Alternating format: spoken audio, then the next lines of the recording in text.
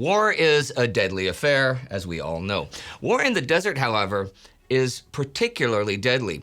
You're not fighting just the enemy. There is a third force fighting both you and the enemy at the same time. And in this case, the old adage, the enemy of my enemy is my friend, does not apply. To the desert, anyone and everyone, no matter the uniform, is an enemy to be battered and subdued. This week, we will have a closer look at just how harsh this foe, the North African desert, can be.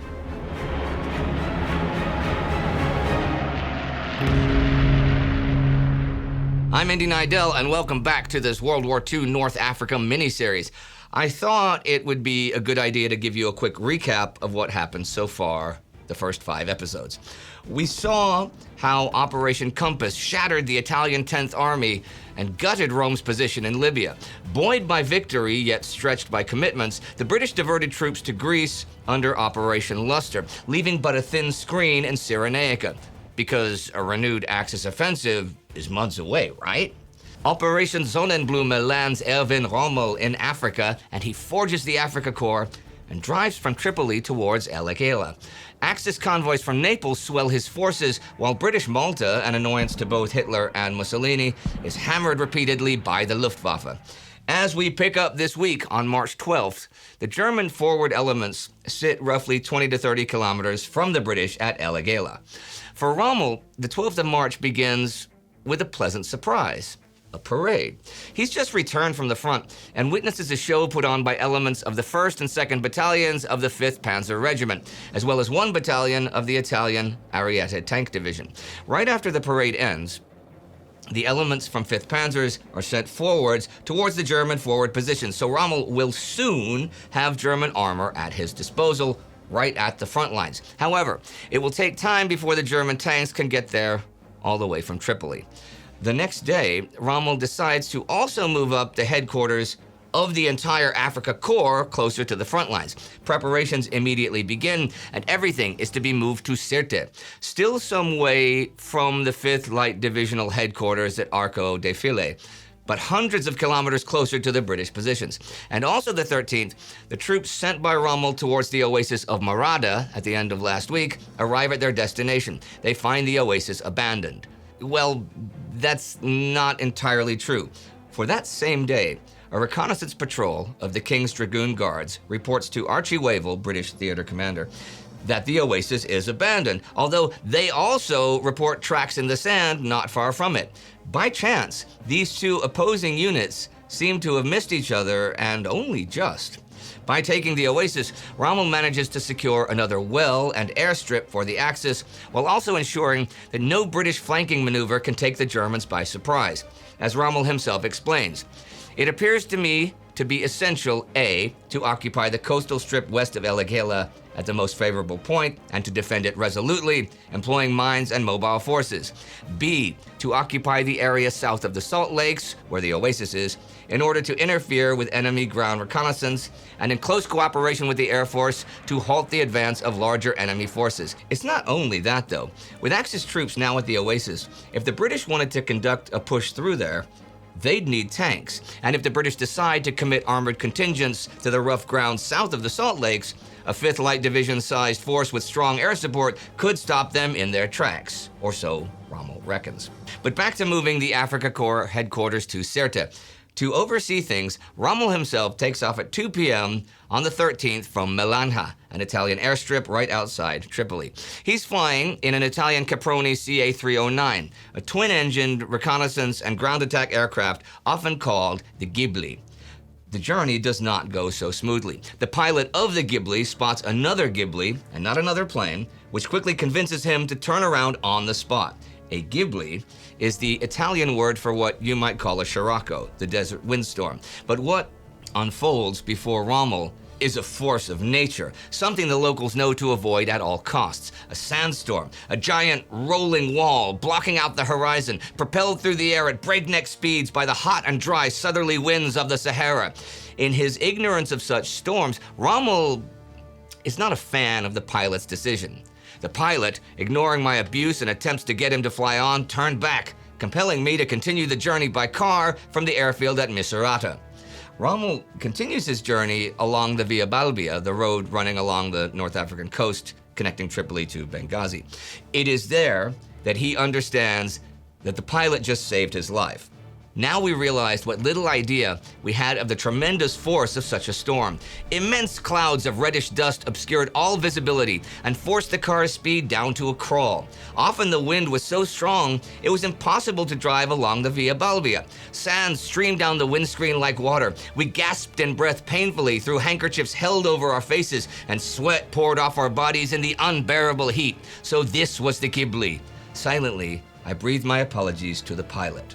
But the Ghibli and the destruction it brings are far from the only hurdles the desert presents to Germans. It's now been a couple of weeks since operations on the ground began, and the issues continue to mount. The British believe that the German troops currently in or heading to Africa have received specialized training for these conditions. Reality could not be further from the truth. There were some unfruitful experiments designed to improving the weighting capacity of vehicles through sand. But the only problem that appears to have received much study was the loading, unloading, and transportation of armored fighting vehicles. The result of these unfruitful experiments is that the trucks, in order to float across the sand, are equipped with double-tired back wheels. The thing is, stones and other debris like to lodge themselves between such tires, resulting in continuous and arduous maintenance work. The trucks are far from the only piece of equipment with major issues. Take the German tanks. Their oil filters and engine sealings are not designed with the desert in mind, since sand has the tendency to wedge itself into, well, everywhere, nooks and crannies and everywhere. This is bad news. Doubly bad, since the standard air filters are not up to the task either. Also, the big majority of the German vehicles are fitted with gasoline engines, even though diesel would have been far more reliable and better suited to tropical and desert conditions. But even that's not all. Add to that the significant distance the tanks have to travel from Tripoli to the front lines, and the generally strained supply lines, and this means their engine life is reduced by about half. Under these conditions, a tank could cover only 1,000 to 1,500 kilometers without an overhaul. The approach march from Tripoli had therefore already consumed the greater part of their operational range. And the soldiers themselves are not faring any better. Take the standard wood-burning stove used by the Wehrmacht. Now picture yourself in the endless sandy plains of North Africa. Look right, look left, look far and wide, and what is one thing you will not find? That's right, wood.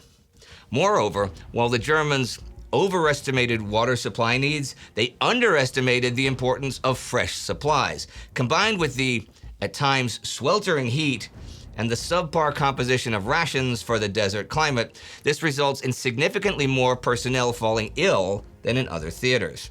Finally, there's also the problem of the infantry equipment. The pith helmets, shorts, and knee-length stockings issued caused much hilarity. "We look like a lot of bloody Tyroleans," said one German soldier. The pith helmets were soon discarded and replaced by a sloppy peaked cap, the Einheitsfeldmütze, which will become a Deutsche Afrika Korps symbol. So, without sugarcoating it, the Germans were hopelessly ill-prepared for desert warfare, yet by now, there is at least some silver lining. They've begun addressing some of these problems and have proven themselves pretty good at adapting to hostile and unfamiliar conditions. The supply routes have been optimized as much as possible, using tiny coastal ports and small naval vessels to ease the burden. Perhaps more importantly, though, while the terrain might be hostile to physical things, it is also ideally suited for German armored warfare tactics. As an early Wehrmacht report from Libya illustrates, the principles laid down for tank warfare have been entirely justified and should be applied unchanged. The desert is an ideal tank country with unlimited space for maneuver. Rommel is aware of all of these problems, of course, and it just so happens that on the 15th, there is an opportunity to hone German desert warfare capabilities. We've talked a lot about German, Italian, and Commonwealth forces active in Libya. Yet there is another active force, hundreds of kilometers inland, the French. As the situation developed across the north of the continent over the last few weeks, another fight has been in progress between the Italians and the Free French forces. On March 1st, a contingent of French soldiers under Colonel Philippe Leclerc successfully attacked and captured the Italian fort at the oasis of Kufra, located approximately 500 kilometers south of Benghazi. For the French, this success is of monumental significance. Leclerc and his men used the opportunity to swear an oath, which will be known as the Oath of Kufra, vowing never to cease fighting until the French flag once more proudly flies above the cathedral at Strasbourg. Here, I could talk for hours about why, how, and when the Free French forces come into play. But that is not the focus of this series. Currently, what you need to know is this. Chad, a French colony bordering Libya to the south, rallied to Free France, not Vichy France, under its governor Félix Éboué. And from there, the French have turned up the pressure. Nothing to rival Operation Compass and, the Commonwealth attacks, but enough to be a persistent headache for Italian command. A headache that soon also befalls Rommel, but who sees an opportunity to kill two birds with one stone. The Italian High Command asked us to undertake this operation because General de Gaulle's troops in southern Libya were beginning to become a nuisance. As far as we were concerned, however, the main purpose of the move was to gain experience of long marches, and in particular, to test the suitability of our equipment for African conditions. So, on March 15th, an Italo-German contingent comprising a reinforced machine gun battalion and an Italian battalion, both under the command of Oberst Graf von Schwerin, is sent towards the town of Murzuk and its fort, located in the province of the same name in the far south of Libya, bordering Chad and directly in the path of any further French advances.